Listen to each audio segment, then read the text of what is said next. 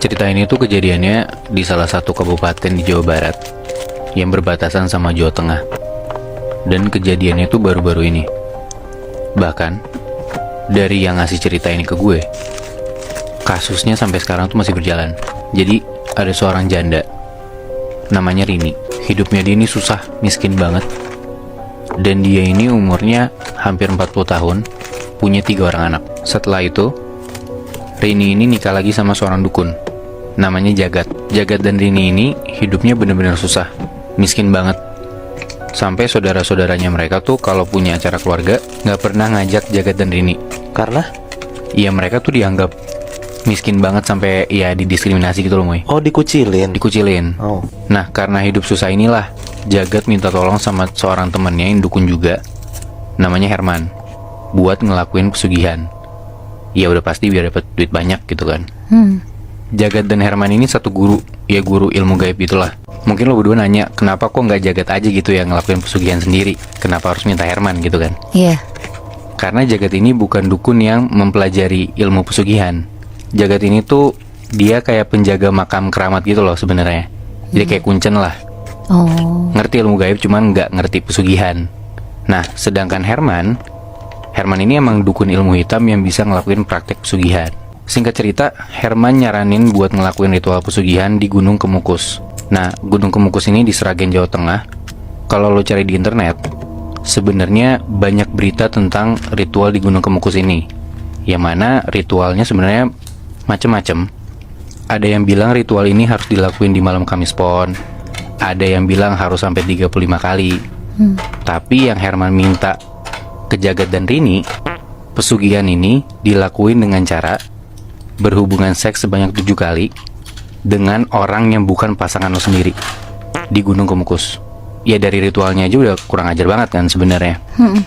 Dan Herman bilang dia mau hasil pesugihannya nanti dibagi 2 sama Herman. Jadi Jagat Rini setengah, Herman setengah hasil duitnya nanti. Singkat cerita, Rini mengiyakan hal itu. Dan dia ngelakuin ritual itu sama laki-laki lain, bukan sama Jagat. Ya gue ngebayanginnya udah fucked up banget. Dan sesudah Rini ngelakuin hubungan seks itu, Herman merintahin Jagat untuk bertapa di makam suci yang tempat si Jagat jagain itu gitu loh. Karena kan ya dia dukun penjaga makam keramat kan. Nah, Jagat juga ngelakuin ritual bertapanya itu sambil telanjang, weh. Nah, setelah itu, kalau ritualnya berhasil, bakal muncul uang di rumah mereka. Udah nih, singkat cerita, setelah Rini selesai ngelakuin ritual itu, di suatu malam, Jagat bertapa dalam keadaan telanjang di makam keramat yang ada di belakang rumahnya. Dan tiba-tiba, di malam itu Jagat dengar dari dalam rumahnya ada suara bruk, kenceng banget. Kayak, lo kebayang gak sih kalau misalnya ada kerdus gede yang isinya banyak banget barang jatuh, kayak kenceng banget gitu kan bunyinya. Nah itu suaranya tuh kayak gitu. Jagat selesai bertapa dari makam belakang rumahnya, dia masuk ke dalam rumah. Dan benar aja, di dalam rumah dia udah ada kayak bungkusan kain kafan, tapi gede banget. Ukurannya tuh kayak seukuran meja makan. Panjang lebarnya tuh sekitar 1 meter. Dan tingginya tuh setinggi perut orang dewasa. Kebayang gak gedenya? Iya, gede banget. Gede banget kan. Dan pas dibuka, itu bener-bener isinya uang semua 100 ribuan, yang kalau ditotalin tuh bisa sampai sekitar 15 miliar. 15 miliar. 15 miliar. Wah. Lu bayangin aja, Muy, Nat, duit cash 15 miliar ada di depan mata lo gitu. Nah, besokannya Jagat ngasih tahu ke Herman. Herman datanglah ke rumahnya Jagat. Pas dilihat, Herman bilang, ini nih, duit 15 miliar cash ini, sebanyak itu gak bisa dipakai. Kenapa? Nah, jadi kalau dilihat nih, Nat, si uang-uang ini tuh kotor kelihatannya. Terus kayak ada noda tanah kuburan. Bau uangnya juga busuk. Dan ada darahnya di uang itu. Tapi nggak cuma itu, ada alasan gaibnya dong pasti. Iya. Kenapa uang ini nggak bisa dipakai? Karena kata Herman, uang ini tuh ada makhluk yang jagain. Nah, kenapa? Karena ritual seksnya yang dilakuin Rini tuh nggak sempurna. Maksudnya? Kenapa nggak sempurna? Karena waktu Rini ngejalanin ritual seksnya, Rini tuh menikmati hubungan seksual bersama laki-laki yang bukan Jagat. Jadi ya nggak sempurna lah ritualnya. Oke. Nah, akhirnya Herman bilang, kita harus nyari 7 tumbal buat mensucikan uang pesugihan yang gagal ini. Karena emang ritual yang gagal ini tuh harus diganti pakai tumbal nyawa orang yang hidup, 7 nyawa tuh. Singkat cerita dapatlah orang, sebut aja namanya Hadi. Hadi ini temennya Jagat. Nah, si Hadi ini disuruh buat nyari orang-orang buat bantuin mereka nyari tumbal nyawa. Nah, dari situ akhirnya Hadi dapatlah 2 orang, namanya Zainal dan Omar. Mereka dari Jakarta nih, Zainal sama Omar. Datang ke tempatnya Jagat di Jawa Barat setelah dijanjiin sama Hadi uang 100 juta kalau misalnya uang pesugihan ini udah bersih nantinya. Nah, di malam itu Zainal, Omar, Hadi, Jagat sama Herman, mereka berlima itu ngelihat sendiri uang 15 miliar cash ini. Di atasnya itu beneran ada makhluk yang jagain. Ada satu makhluk besar hitam, matanya merah, bertaring, duduk di atas uang pesugihan itu. Dan makhluk ini namanya Grandong. Apaan tuh, Bi? Kayak semacam genderuwo gitu. Ini beneran lu bisa lihat juga di internet sih sebenarnya bentuknya kayak gimana. Iya, gue tahu lagi Grandong kayak gimana. Si Grandong inilah yang ngejagain uang yang belum suci ini. Makanya juga nggak bisa dipakai buat bertransaksi gitu kan. Betul. Nah, udah percaya kan duitnya emang harus disuciin. Zainal, Omar sama Hadi ini disuruh buat nyari 4 tumbal lain. Tadi kan sebenarnya 7. Ya. Cuman si Jagat bilang kalau dia bakal ngorbanin anaknya si Rini, anak tirinya dia, 3 orang anaknya, buat dijadiin tumbal. Jadi Hadi, Omar sama Zainal cuma perlu nyari 4 tumbal nyawa gitu. Kok tega banget sih? Nah, makanya parah banget kan. Dan Rini ini nggak tahu kalau misalnya anaknya tuh bakal jadi tumbal. Rini tahu dan ya Rini merasa ya dia udah rela aja gitu. Anjing. Gila. Parah banget kan. Singkat cerita sampai di suatu hari Zainal sama Omar ini tiba-tiba ngerasa kalau mereka tuh perlu nyari dukun lain yang gak punya hubungan sama Herman dan Jagat. Biar? Nah, kenapa Muy? Karena di malam sebelumnya Zainal dan Omar ini ketindihan, rep-repan gitu.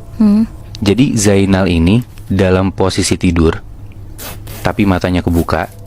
Dia ngeliat di depan dia ada 2 orang anak kecil, lehernya dicekek sampai keangkat, dan yang nyekek itu si makhluk Grandong tadi.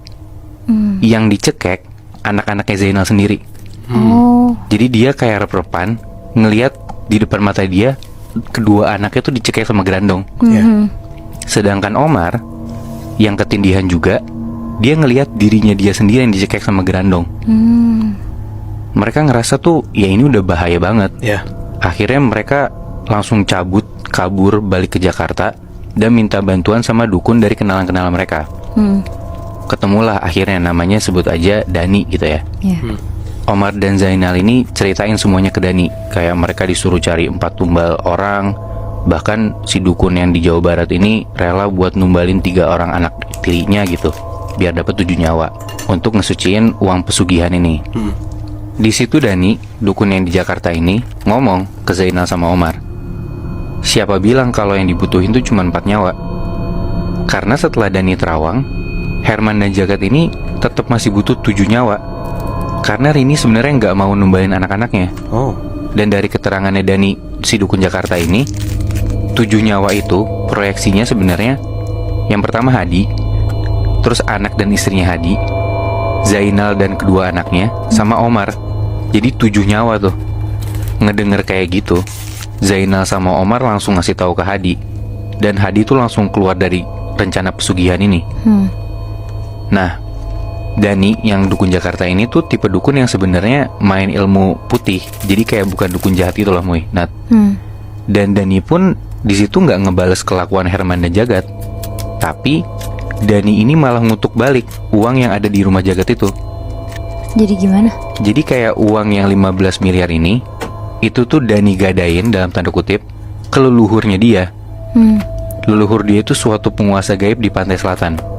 Nah, setelah Dani ngelakuin hal ini, sekarang kalau dilihat nih, si duit 15 miliar yang ada di rumahnya Jagat itu tuh udah nggak dijagain sama Grandong. Sekarang yang ngejagain duit itu adalah siluman ular, yang kepala dan badannya itu manusia, tapi perut ke bawah tuh ular. Ular ini adalah peliharaan dari leluhurnya si Dani ini. Di situ Herman dan Jagat marah banget. Dan akhirnya Jagat dan Herman ini ngajak ngadu perang ilmu gitu loh ke si Dani. Tapi Dani pengennya malah ngajak ngobrol, nggak diserang balik gitu. si Dani ini bilang kalau mau diilangin kutukan uangnya, Herman dan Jagat ini harus ngelakuin satu hal. Dikasih satu cara nih sama Dani. Herman dan Jagat itu harus bawa uang 15 miliar cash ini, naik mobil lewat jalur darat dari tempat mereka di Jawa Barat ke ujung pantai Sukabumi di daerah selatan Jawa. Tapi mereka harus ngelewatin 5 gunung suci, yang mana nanti tiap gunung suci ini uangnya akan berkurang, yang akhirnya nanti tinggal setengah. Jadi kayak tinggal 7 atau 8 miliar gitu loh. Dan di perjalanan nanti sampai ke Sukabumi itu emang kayak mereka bakal sakit, bakal muntah darah lain-lain, dan banyak kejadian buruk lah yang mereka bakal alamin. Tapi mereka nggak akan mati.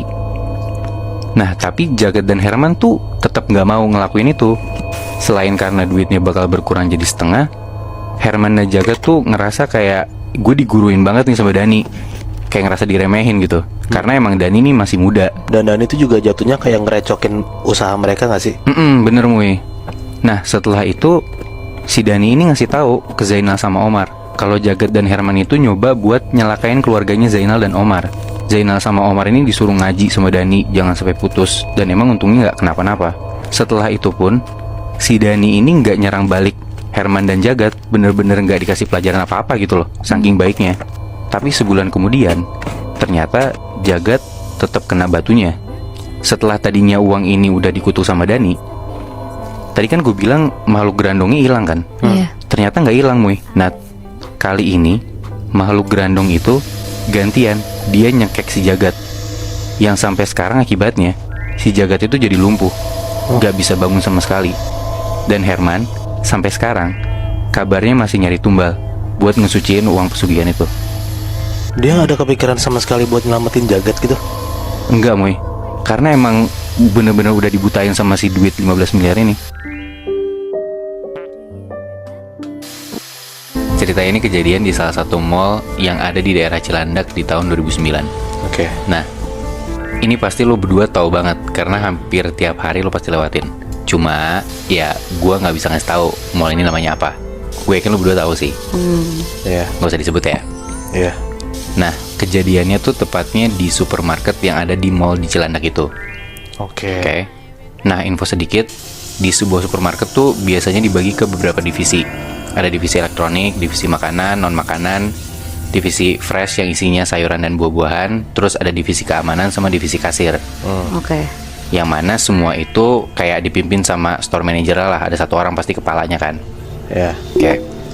Nah, kejadian janggal di supermarket ini tuh awalnya terjadi di bagian kasir, di mana nilai penjualan di satu hari yang tercatat di komputer dengan duit real yang masuk itu hasilnya beda, nggak balance.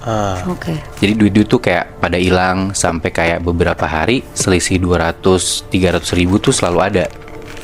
Nah, si kepala divisi kasir itu nanya ke semua karyawannya di divisi kasir, dan gak ada yang mengaku kenapa uangnya bisa beda, nggak balance gitu. Sampai akhirnya si kepala divisi kasir itu, sebut aja Mbak Lia, dia ngelaporin hal ini ke store manajernya, sebut aja namanya Pak Asep. Dia ngasih tahu tentang kejadian uang-uangnya nggak balance, tapi karyawannya nggak ada yang mengaku. Nah, tapi si Mbak Lia ini juga bilang ke Pak Asep, sebelum dia datengin Pak Asep itu, ada tetangganya Mbak Lia yang belanja di supermarket, bilang ke Mbak Lia, kalau di supermarket kita itu ada yang ngejailin. Maksudnya jailin? Jadi kayak ada hal-hal gaib yang terjadi di supermarketnya dia. Oh. Nah, Mbak Lia bilang kayak gitu karena tetangganya ini tuh emang indigo. Gitu. Nah, di situ tuh Pak Asep tuh dengernya skeptis. Karena sebelumnya emang udah pernah kejadian nih, uang kasir hilang. Tapi ternyata hilangnya itu gara-gara ulah salah satu karyawan kasir yang ngambil. Jadi kayak Pak Asep skeptis dong, ya nggak mungkin gaib, pasti ada yang ngambil lagi gitu kan. Iya. Nah, dari situ Pak Asep tuh nyoba buat ngecek ke ruang CCTV. Nah, di situ Asep minta ke kepala keamanan, sebut aja namanya Pak Made, buat ngebantuin Pak Asep ngecek CCTV bagian kasir bareng-bareng berdua. Nah, mereka berdua ngecek CCTV itu seharian, dan emang bener, ternyata nggak ada tanda-tanda satupun divisi kasir ini ada yang ngambil duit. Nah, di situ tiba-tiba Pak Asep tuh keinget sama kata-kata Mbak Lia yang bilang kalau supermarket mereka tuh ada yang ngejailin. Ya. Di situ Pak Asep nanya ke Pak Made, Pak Made percaya nggak sama hal-hal gaib? Pak Made jawab, ya kami kalau di Bali sih percaya Pak. Emang kenapa? Di situ Pak Asep cuma jawab, Nggak apa-apa Pak Made. Ya udah lanjut aja kerja. Udah tuh akhirnya hari udah malam, supermarket tutup. Nah besok paginya karyawan tuh semua pada siap-siap kan buat ngebuka store gitu kan. Tapi tiba-tiba di divisi fresh, yang divisi sayuran dan buah, itu tuh kaget banget. Karena pas mereka datang, tiba-tiba sayur-sayuran yang ada di rak di bagian chiller yang kulkas gede itu, tau gak sih lo? Kebayang kan? Tahu. Nah itu tuh pada berjatuhan, berantakan banget. Buah-buahnya juga pada berserakan di lantai. Dan lu tau timbangan supermarket gak sih? Timbangan yang buat buah Iya, itu. iya. Itu kan berat kan? Si timbangan itu tuh posisinya di atas meja tapi kebalik. Anjing. Dan padahal ya itu dari yang supermarket tutup kosong, paginya tiba-tiba kayak gitu, berantakan segala macem. Akhirnya karena udah ada kejadian kayak gitu, si Pak Asep nih mulai percayalah kalau emang ini tuh bukan ulah manusia, tapi kayak ada hubungannya sama hal-hal gaib. Nah dari situ Pak Asep cobalah buat nyari kayak dalam tanda kutip orang pintar buat dipanggil. Oke. Dan akhirnya didatengin lah tuh seorang kiai. Sekitar jam 8-an malam abis Isya, Pak Kiai ini datang. Dan Pak Kiai ini diminta buat ngecek ada apa sih di supermarket itu. Oke. Akhirnya di malam itu Pak Kiai masuk ke dalam supermarket. Dia keliling, dia jalan, dia ngeliat-ngeliat di supermarket ini ditemenin sama Pak Made dan Pak Asep. Udah selesai semua tempat dikelilingin, si Pak Kiai ini nanya ke Pak Asep, ini lampu bisa dimatiin nggak? Karena di sini posisinya si supermarket itu masih buka, jadi mereka harus nunggu sampai supermarket tuh selesai beroperasi. Singkat cerita sampai sekitar jam 11-an malam lah, supermarket ini udah tutup. Pak Kiai akhirnya masuk, tapi sebelum masuk, si Pak Kiai ini nyuruh buat Pak Asep dan Pak Made itu nunggu dan ngeliatin aja dari ruang CCTV. Si Pak Kiai ini ngomong apapun yang terjadi, Pak Asep sama Pak Made itu nggak usah masuk, biar Pak Kiai-nya aja masuk. Mereka berdua, si Pak Made sama Pak Asep, itu perhatian aja terus dari CCTV dan rekam aja semuanya. Dia bilang gitu. Oke. Di supermarket yang gede itu cuman Pak Kiai sendiri, Bi. Iya betul, dia sendiri. Dan Pak Asep dan Pak Made itu ngeliatnya dari CCTV, merhatiin si Pak Kiai jalan di dalam situ sendirian di supermarket yang udah gelap. Anjing. Oke, udah tuh Pak Kiai masuk. Dari CCTV kan kelihatan tetap kalaupun gelap ada kayak ya CCTV infrared gitu kan. Udah tuh Pak Kiai ini jalan pelan, dia tenang keliling supermarket, dia jalan ke bagian elektronik, dia jalan lagi lanjut ke bagian makanan, dia jalan terus lanjut ke bagian sabun, peralatan rumah tangga segala macem, sampai akhirnya tiba-tiba dari CCTV kelihatan nih kalau Pak Kiai ini berhenti di bagian fresh, di bagian sayur dan buah-buahan. Di deket truk buah-buahan, tiba-tiba Pak Kiai ini berhenti, berdiri gitu aja. Oke. Dan gak lama setelah itu, tiba-tiba Pak Kiai ini kelempar ke belakang, Anjing. mental gitu aja. Nggak ada yang dorong. Gak ada yang dorong. Bangsat. Pak Asep sama Pak Made tuh kaget banget. Dan Pak Made langsung kayak mau gerak buat datengin Pak Kiai ini kan, kayak buat bantu gitu. Tapi Pak Asep langsung nahan, karena dia ingat kata Pak Kiai-nya, apapun yang terjadi mereka harus stay di ruang CCTV kan, dan rekam semua kejadiannya. Iya. Nah gak lama setelah itu kelihatan tuh di CCTV kalau Pak Kiai ini berdiri lagi, dan Pak Kiai ini pelan-pelan ngangkat tangannya nunjuk ke arah depan dia. Dan di situ Pak Kiai ini tuh nunjuk ke arah chiller sayuran, kayak rak kulkas gitu. Seakan-akan kayak Pak Kiai ini ngasih tahu ada sesuatu di chiller itu. Dari situ angle CCTV tuh digeser sama Pak Asep ke arah chiller. Dan di situ seketika Pak Asep dan Pak Made ini diem. Dan gak lama mereka saling tengok dan tatap-tatapan. Seakan-akan mereka tuh gak percaya sama apa yang mereka lihat. Emang dia lihat apa? Nah Moy, mereka berdua ngelihat dengan jelas banget lewat CCTV di depan chiller sayur itu ada genderuwo Bangsat. berdiri, badannya hitam semua, tinggi banget, dan lebih tinggi dari chiller sayuran itu sendiri. Wah. Dan gak lama dari situ, Pak Kiai ini kayak sesantai itu jalan keluar supermarket ke arah ruang CCTV tempat Pak Made dan Pak Asep. Begitu mereka ketemu, Pak Kiai ini langsung nanya, dari kemarin ada duit hilang ya? Pak Asep dan Pak Made kaget banget dong, karena kan Pak Kiai ini kan gak dikasih tahu apa-apa kan, Iya. tentang duit hilang itu kan. Dan Pak Kiai ini cuma dimintain tolong buat ngecek supermarket mereka itu ada apa gitu aja kan. Dan Pak Kiai ini juga ngasih tahu kalau sempet ada buah-buahan dan sayur-sayuran tuh jatuh berantakan. Pak Asep nanya dong, kenapa Pak Kiai ini bisa tahu? Nah, Pak Kiai ini ngejelasin kalau supermarket ini tuh ternyata ada yang ngejailin. Dan Pak Kiai ini tuh minta buat besok dia mau bawa murid-muridnya ke tempat ini buat di ngajiin. Singkat cerita, besokannya malam setelah udah selesai beroperasi, supermarket udah tutup, supermarket ini ngajiin. Pakai ngaji di bagian sayur dan buah-buahan. Dengan posisinya tuh Pak Kiai sama murid-muridnya itu tuh duduknya ngelingker gitu loh, Muihnat. Bayang gak sih? Iya. Ngelingker di bawah lantai. Ya. Nah, sedangkan Pak Asep dan Pak Made itu perhatiin lagi dari ruang CCTV. Sampai sekitar jam 12-an malam, tiba-tiba dari CCTV itu, Pak Asep dan Pak Made itu ngelihat di tempat Pak Kiai dan murid-muridnya yang lagi ngaji, dengan keadaan mereka duduk ngelingkar gitu, di tengah-tengah mereka yang lagi ngaji, itu berdiri genderuwo. Anjing. Dan si genderuwo itu berdiri sampai sekitar jam 2-an pagi. Diem gitu aja. Diem gitu aja. Jadi 2 jam. 2 jam. Dan di situ posisinya Pak Kiai dan murid-murid itu terus ngaji gitu aja.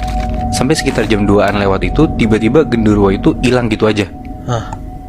Dan gak lama, akhirnya Pak Kiai dan murid-muridnya keluar dari supermarket dan ketemu Pak Asep dan Pak Made. Di situ Pak Kiai ngasih tahu kalau ternyata emang ada yang ngegunain ilmu gaib untuk ngerusak supermarket mereka ini. Dan orang yang ngegunain ilmu gaib itu adalah karyawan yang dulu kerja di sini yang dendam gara-gara dia dipecat. Dipecatnya kenapa? Ingat kan tadi yang gue cerita di awal kalau ada karyawan kasir yang dipecat gara-gara ketahuan ngambil uang di kasir supermarket. Ya. Nah itu dia orangnya. Oh. Anjing, dia balas dendam. Iya Muih, dia balas dendam. Dia balas dendamnya dengan cara setelah dia dipecat itu, dia belajar ilmu sampai akhirnya dia nyantet si supermarket itu sendiri. Tapi kayaknya gue tahu deh mall yang lo maksud ini namanya apa, Bi. Dan lo juga yakin kan, Moy, mall yang gue ceritain itu apa? Iya. Karena gue juga tahu mall yang lo maksud.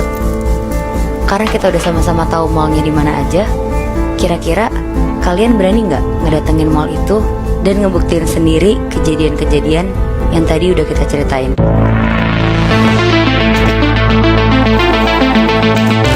Gue dapet cerita ini dari teman gue yang kuliah di Surabaya. Dan kejadian ini di kampusnya salah satu PTN di Surabaya, tepatnya di daerah Sukolilo. Nah kalau lo pada penasaran, lo tinggal cari aja deh, ini namanya kampus apa. Jadi kejadiannya itu di tahun 2018. Gedung jurusannya temen gue ini tuh baru jadi sekitar 2 tahun lalu dari kejadian ini. Jadi tahun 2016 tuh. Oke. Kejadian 2018, gedungnya baru dibikin selesai tahun 2016. Dan beberapa spot di daerah jurusannya ini tuh masih terbengkalai gitu pembangunannya. Karena kayak bekas rawa sama bekas tanah kosong gitu loh. Oke. Dan gara-gara terbengkalai, dibuatlah kantin sementara di belakang gedung jurusannya ini. Tempatnya tuh agak di pojok, di bawah pohon gede yang lumayan lebat. Jadi kalau siang tuh lumayan adem. Nah, nggak jauh dari kantin sementara ini ada gedung genset. Kantin sementara ini tuh bisa dibilang lebih mirip kayak gubuk gitu. Rangkanya tuh dibuat pakai kayu dan atapnya tuh pakai terpal plastik biru yang bisa dipakai buat alas tenda. Jadi kayak rada-rada pecel lele gitu kali ya. Iya, iya. Dan kalau malam tuh bener-bener gelap karena nggak ada lampu di situ. Begitu juga si gedung genset ini yang ada di dekat si kantin sementara itu. Gedung genset tuh gedung listrik gitu kan maksudnya? Iya, mau jadi kayak ada satu bangunan yang ya nggak segede gedung juga sih mungkin ya. Tapi si bangunan ini isinya genset gitu loh, yang cukup gede ya buat nampung listrik cadangan buat si jurusan ini gitu lah. Oh, I see. Nah, kejadiannya itu terjadi sekitar jam 2-an malam. Nah, jadi di malam itu anak-anak itu lagi ngadain kayak acara syukuran gitu, karena ada angkatan yang mau wisudaan. Jadi emang mereka sering bikin acara syukuran ini gitu loh. Oke. Nah, acaranya tuh mulai dari bakar-bakaran, barbekyuan. Itu mulai jam 8 malam. Dan biasanya tuh mereka nutup dengan minum-minum. Jadi kayak ya nggak syukuran kali ya sebenarnya ya, acara selamatan kali ya. Ini tuh acaranya kayak di belakang gedung kampus, kayak ada space gitu loh. Dan emang tempatnya nggak deket dari si kantin sementara ini. Oh. Nah, jadi singkat cerita, setelah acara selesai, banyak yang udah pulang dan si gedung jurusan ini udah mulai sepi. Ada satu cowok, sebut aja namanya Aldi. Dia tuh ke toilet mau pipis. Setelah keluar toilet, Aldi ngelihat dari jauh ada 2 orang temannya Aldi ini jalan ke arah kantin. Nah, kantin sementara yang tadi gue bilang itu tuh arahnya berlawanan banget sama tempat acara mereka. Jadi kalau misalkan dari toilet, kalau lo mau ke acara tempat syukuran ini, itu tuh ke arah kanan. Tapi kalau ke kantin yang sementara, itu ke arah kiri, ngelewatin gedung genset juga. Jadi kayak ya gampangnya di ujung misalnya tempat acaranya, terus kayak di tengah-tengah area jurusan itu toilet, Terus kalau misal lu ke kiri, itu ya tadi gedung genset, habis itu di ujungnya kantin gitu. Nah, Aldi tuh coba ngikutin teman-temannya dari jauh. Dia coba panggil-panggil tuh dua temennya, dan gak nyaut. Terus Aldi mulai rada jalan cepet buat ngejar dua temennya ini. Aldi ngelewatin gedung genset, dan dari jauh Aldi ngeliat dua temennya itu belok ke arah tempat kantinnya itu, kantin sementara. Tapi pas Aldi samperin, pas dia udah sampai kantin, ternyata nggak ada siapa-siapa. Kantin sementara ini kosong gitu aja. Ngerasa ada yang nggak beres, Aldi langsung balik arah tuh. Dia buru-buru ke tempat acara syukuran. Di situ dia mulai deg-degan, udah mulai takut tuh dia. Mana kampusnya udah gelap juga kan. Tapi waktu mau ngelewatin gedung genset, Aldi kaget banget. Sampai dia diam terpaku. Aldi tuh shock banget, karena dia ngelihat di depan gedung genset ini, jauh di depan dia ngelihat ada sosok mirip banget sama diri dia sendiri. Anjing. Persis sama kayak dia, pakaiannya pun sama, kemeja biru sama celana jeans. Tapi bedanya, sosok ini tuh mukanya lesu dan pucat. Dan sosok ini tuh ngeliatin Aldi dengan tatapan kosong. Aldi diam beberapa detik, tapi akhirnya dia bisa gerak dan dia langsung lari ke arah belakang. Aldi coba cari jalan lain, karena harusnya kan ngelewatin genset itu dong. Tapi karena dia ngeliat sosok itu, akhirnya dia muter tuh agak jauh buat ke tempat acara yang dia itu. Tapi karena dia ngeliat sosok itu, akhirnya dia muter tuh agak jauh buat ke tempat acara yang dia itu, ngelewatin kantin sementara lagi. Ya. Dia lari kenceng banget. Tapi pas Aldi ini ngelewatin kantin sementara itu, di dekat kantin itu kan ada pohon lebat yang gue bilang tadi kan. Di situ Aldi ngeliat di pohon itu ada orang malam-malam jam 2 pagi meluk pohon besar ini. Dan mukanya si orang ini tuh nempel sama si pohon. Kayak lu bayangin Muinat, ngapain kan jam 2 pagi orang melukin pohon besar gitu. Mana kampusnya juga gelap banget. Aneh banget kan? Lagi mabuk kali, Bi. Nah, Aldi juga mikir gitu awalnya. Tapi gak lama, Aldi tuh ngeh kalau orang yang melukin pohon ini, baju dan celananya itu persis kayak baju dan celana dia. Anjir. Ada dua orang yang sama berarti. Nah, dan yang bener aja Mui, tiba-tiba orang yang meluk pohon ini nengok ke arah Aldi. Dan ternyata mukanya persis sama sosok yang Aldi lihat di gedung genset tadi. Yang mana ya mukanya Aldi sendiri gitu loh. Aldi langsung lari kenceng banget ke arah tempat acaranya dia. Dan dia gak berani ngeliat ke arah belakang lagi. Sampai di tempat acaranya, Aldi langsung buru-buru ambil tas dan ambil barang-barangnya dia.